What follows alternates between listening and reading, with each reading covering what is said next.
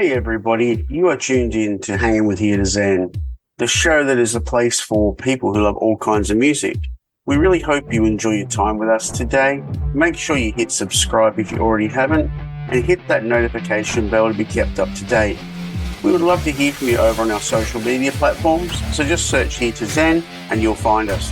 Lastly, could you leave us a review on Apple Podcasts, Spotify or Google Podcasts, or wherever you're going to be tuning in from? Those reviews help other people to find us, so we appreciate the reviews and the support. Thanks so much for tuning in.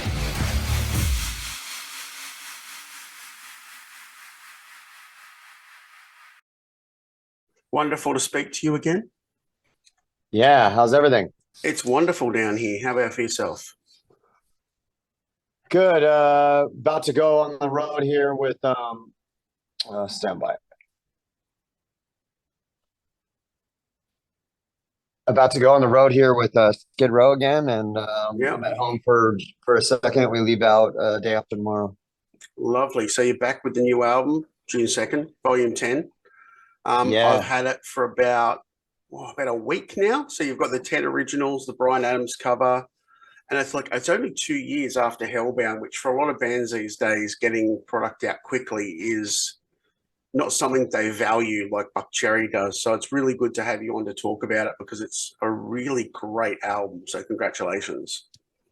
Thank you so much. Yeah, I appreciate that. You know, we worked really hard on it. We've been sitting on it since October of last year. So to have it finally come around, about to hit the streets, is really cool for us. Yeah, we spoke then, sort of getting ready to do things for the Australian tour. And you said you literally had like 2 songs left to record. You're in with Marti in Nashville. You recorded like over 20 songs. So are they completed songs or just snippets and ideas that you had? No, we recorded a lot of songs, but they were all in demo form, you know, and then we kind of figure out which ones we like, and then we wrote a bunch of new ones with just Marti and Stevie and I, and just like we did on the Hellbound record. And those songs were really great. All of them made the record. That's how great they were. Now, Marti is well known for everybody that he works with, but he always brings something different to the table for everyone he works with. For me, when I listen to his work with BUCKCHERRY, I think he just adds that little tiny bit of secret sauce.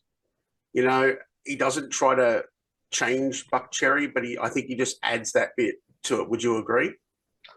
You're exactly right. He kind of just fits in perfectly. He just fits in like a band member would, you know. And we've been collaborating since Sorry, you know, way back on the 15 records. So yeah, it's, you know, songwriting is a very intimate process, you know, so you got to really trust the people that you're with. And I really have a lot of trust in him. I really enjoy working with him. And like you said, he really brings out what's best about this and doesn't want to tarnish that or take us away from that. He just wants to make it better, you know? Yep. Does he tend to be the referee when you're at an impasse with, you know, who wants what in a song? You know, we just don't have too many squabbles. You know what I mean? It's really all three of us, Stevie and I and Marti, we just want to do what's best for the song. So whatever sounds the best wins. And if it comes from Marti, great. If it comes from me, great. If it comes from Stevie, great. You know, there's no squabbling really. And yeah, and so when you have that, that's how it goes back to trust. You gotta, you know, I've written with people in the past where they always have this underlying thing where they're kind of trying to hoard the songwriting so that they can get the most amount of money, you know, and they don't care about song quality, and that's not how you need to be thinking when you're in there writing songs. And so Marti isn't like that, and we do what's best for the song, and it shows. These 2 records that he's had the most amount of songwriting on, co-writing on with us, is they're the best BC records we got, in my opinion. Yeah, so BUCKCHERRY isn't the change a word, take a third kind of band? What's that? BUCKCHERRY, you're not the let's change a word, I'll take a third kind of band when it comes to publishing? Right. Yeah. That's some bullshit. Well, unfortunately, it's the business that we see a lot now especially when you have I will call them pop artists, where you have 25 writers on a song, splitting the publishing. Yeah. I'm sure that comes into it. Yeah. Yeah. Um, You got to be very, it's very, you got to be very, the vultures come. yeah. Now, a band like BUCKCHERRY could easily just put product out. A lot of bands do that. A lot of bands just throw a single out a month and things like that. So for me, when I listen to this album, there's a continuation from Hellbound. Was that a deliberate thing without making it too contrived? I mean, I don't hear that. I just hear like we're at a different place than Hellbound. The world was in chaos then, and we wrote a great record, and it's a little bit has some there's some darkness in that record, and I like it. Then this record is more about, we came with the first song as Good Time. That's like it's kind of the theme of the record, good time and let's get wild and turn it on. They're fun spirited hard rocking BUCKCHERRY songs, quintessential BUCKCHERRY in my opinion. And like, and then we balance it out with like Feels Like Love and Pain and songs like that, and Keep on Fighting, but I mean, it's not off, it's hard to make a record that you can put on and leave on, and that's what we try to do every time. And I feel like we accomplished that on this record. It wasn't a continuation from Hellbound, although we did take 2 songs from the Hellbound songwriting sessions that didn't make it and put it on this record. Yep. Yeah, I will say there's not a flat spot. There's no filler on this album, which is really nice. So when people buy the physical product or playlist it or however they're going to do it, actually, please don't playlist it. Put it on in full. Yeah, I love the fact that you can start at song 1 and go through to song 11, and you're not wondering, should you skip something at all? There's no skips on this album for me. So, like I'll take a song like the opener, This and That, and you've got that kind of bluesy, foot stomping opening, which to me says, extend it and make it the live intro for the set, but then as you said, you go to Feels Like Love, which could almost, not to label it, be on a Journey record from the 80s. Who pulled the melody line for that? Because it's really slick. Yeah, we based that song, we modeled Def Leppard's Hysteria, because I was really into that song. And I came in and Stevie and Marty were in there, and I said, hey, I want BUCKCHERRY's Hysteria. That's what I want next. And so they're like, all right. And they got on it and they sent me that. And I started writing lyrics and melodies. And then Marty sent a voice note of just a melody. He was scatting over it. And I loved it. And it was better than mine. And so I wrote over his melody, my words, and that's who came up with it. Excellent. Yeah. Now, when I hear it now, so there was that, the Hysteria line, and I hate to use it, but it was Steel Panther's Burden of Being Wonderful, which is kind of in that vein as well. I haven't heard that, so yeah, whatever. I mean, there's always a song something's going to remind you of. Yeah. Look, to me, it's got that 80s vibe, sounding modern. It's a good pop song, but for me, I'm a sucker for a melody, and the melody in it's amazing. Me too. I'm all about melody, and that song live is like really a moment now, and it's so great for the set. Yeah, so there's kind of more of a keyboard part on it. So are you gonna have one of the guys playing sort of like a keyboard, or more a track, or how's that gonna work live? We'll see. Right now we don't do anything, but we might fill it up later, when we have like a bigger production or a bigger, stage setting. Yep. So I'm going to do a quick recap. I was going to do it at the start, but I'll do it now. So you were here like not long ago with Fozzy, and all of the shows just went amazingly. How was it for you and the band? It was fun. It was grueling. It was very tiring because of how we have to travel over there. You basically have to do a show and you're out late, and then you have to get up really early and fly, the next day. So it got to be exhausting. But the shows went off, and once we got on stage, it was like incredible, and we really had a great time. Yeah. So who chose Summer of '69 for the album? That's just a song we would throw out there live to have fun. And our manager caught it one night, and he's like, Larry Mazer, our great manager, we love him. And he's like, you guys got to record this song. This is incredible. And we're like, okay, we'll do it. Yeah, we'll record it. That'd be fun. But we didn't think anything of it. We thought maybe we just put it on as a bonus track. And so, anyways, it was the last song we recorded and kind of ripped it out. And we do it a little faster than the original and put our little BUCKCHERRY flavor on it, and it sounds like a BUCKCHERRY song, and it's such a well-written song. You can do that and it still sounds amazing, and everybody heard it. Our manager, our team, even Marty was like, this is really good. And we decided to just put it on at the end. Yeah, I love that punk flavor that it gets to it. It's just Yeah. It's a steamroller, so I love it.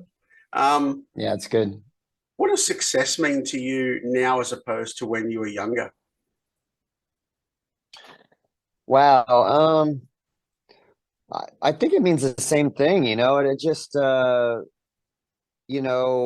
just achieving your goals and being the best you can be at your craft, and really kind of seeing everything through to the finish line. That's success for me. You can only do so much. You can write the best songs that you think you got in you and put a record together, and then you put it out in the public and see how it's received. And that's when you don't know what's going to happen as soon as it gets out there, So this is the moment where you kind of give birth, June 2nd, when the record's released. That's when our little baby gets out into the world, and we get to see how people are reacting to it, and it's a very, very exciting time. But in the same sense, as an artist, you don't want to get too invested in the results, you know what I mean? Because that can lead to disappointment. Like, if certain people aren't, you know what I mean? You have to be very careful. Expectations can lead to resentment if you don't watch it. So basically we just like to, when the record gets out, I feel great that it's out there because worked hard on it, and hopefully it's well received. And then we just start doing our thing, promoting it for the next year and a half, 2 years. Yeah. Now, that's the thing a lot of people don't realize is that bands are a business. And BUCKCHERRY, while you are a band, while you love to go, you guys are serious about your business. Do you think that a lot of younger bands don't realize what it takes to be a successful band at the moment? I think when you're young and you're just focusing on the art, and then you start making money at your art, that's when there's like a shift. And if you don't pay attention, bad things can happen. I only know that from experience. And, so over the years, I've had to learn how to take off my artist hat and put on my business hat and keep doing that. And now I do it really well. But before, it was really one of those things that it was a lot of growing pains, a lot of stuff I didn't want to tend to and look at, but it's super necessary, and you got to do it. Yeah. Now, 238 shows on the Hellbound cycle. Is there a plan to outdo that number for this one? I don't know. We just kind of ride the wave, of like demand. So sometimes when the record starts, we're like, oh my God, this is going so well. This territory is really reacting to it well. And this band wants to put together a package tour that could be cool. So a lot of things start happening once, the ball starts rolling as far as the record gets out there. So we'll see. Right now we got a packed year. We did a month already with Skid Row in the States and sold out so many shows, and so many people are loving the package that we did a second and third leg tour in the States and Canada. And so then we'll see what's going on. We'll reassess. Sure. So Skid Row unfortunately had to postpone their tour here and come back home. Rumor has it that they're coming back. Yeah, that was last week. I didn't know that. Yeah, Earache got unwell. So they're on their way back home now. They're planning to come back at the end of the year. I know you're only just here, but what's the chances of a Skid Row BUCKCHERRY doubleheader for Australia? Yeah, that would be great. We'll see if they're open to that. I don't know what their situation is, but if it makes sense and everybody's into it, then we put it together, for sure. Yeah. So any crazy stories with those guys? Like, I know a couple of them well. So any funny Skid Row stories before I let you go? Or Skid Row / BUCKCHERRY stories? There's no, you know what? When we get together, it's all business. We're all old dogs. We've Yep. been in this game a long time. I don't know about, Eric's process, but for me as a singer, I have to kind of conserve my energy and everything all day leading up Yep. to the show. I really take care of myself. So because my body is my instrument, I don't really horse around too much, and Yep. and then we also have a lot of stuff to do. We have a lot of promotions and meet and greets and everything on show days. So, yeah, there's not a whole lot of that. I wish I could tell you all these crazy stories, but but there's Oh, not. for me, it'd be more like the schoolyard humor with those guys. Yeah, they're good guys. Yeah. So it's time for me to let you go. Congratulations. It's just a barnstorming album from front to back. I actually, even when you've got the Thank the you. slower songs, I'm not going to call them ballads because I hate that term at the moment. Yeah, They're just slower songs. They still sound like BUCKCHERRY. They've still got the rock edge. They still made for the yes. stage. So I want everyone on June 2nd to like turn it up the way I have. Yeah, Unfortunately, I good. can't. Thank you. Spread the word. Yeah, I Spread the can't share word. it with That's anyone. awesome. So my car windows are up really loud. But yeah, I'll see you when you come down here. Hopefully, if it's not later this year, I'm sure you'll be down here next year. You can't get enough of Australia. You guys are almost citizens now, so we'll see you hopefully soon. Australia is always on the to-do list. So we will definitely get there. We got there at Hellbound. We'll be back again for sure. We love you guys. Awesome, Josh. Thanks for your time, man. All right, buddy. See Be you, good. bye.